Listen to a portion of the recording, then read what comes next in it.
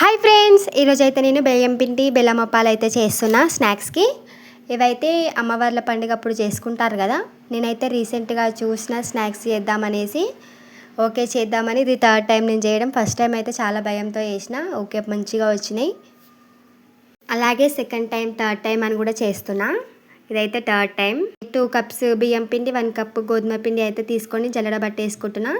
మనం ఫస్ట్ అయితే జల్లెడ పట్టేసుకుంటాం కదా ఏవి చేయాలన్నా. జల్లెడ పట్టుకొని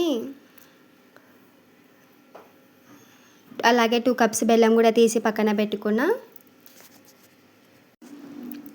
ఇది అయితే జల్లెడ పట్టేసిన.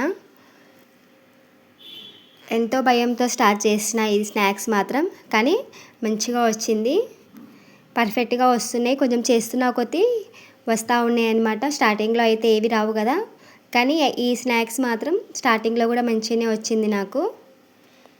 ఈ బెల్లం అయితే 2 కప్స్ తీసుకున్నా. పాకం పట్టకూడదు కదా, ఓన్లీ వాటర్లో కరిగించడమే. ఇది కరిగించిన తర్వాత వడగట్టేసుకొని వేరే గిన్నెలోకి అయితే తీసుకున్నా.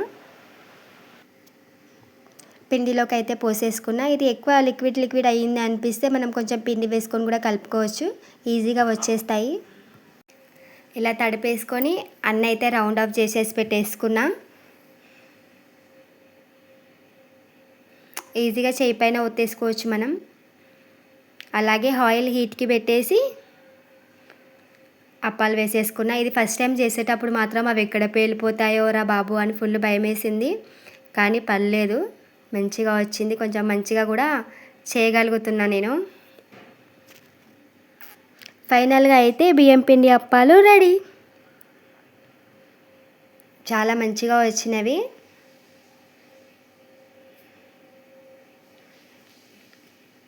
వీడియో నచ్చితే లైక్ చేయండి, షేర్ చేయండి, సబ్స్క్రైబ్ చేయండి ఫ్రెండ్స్.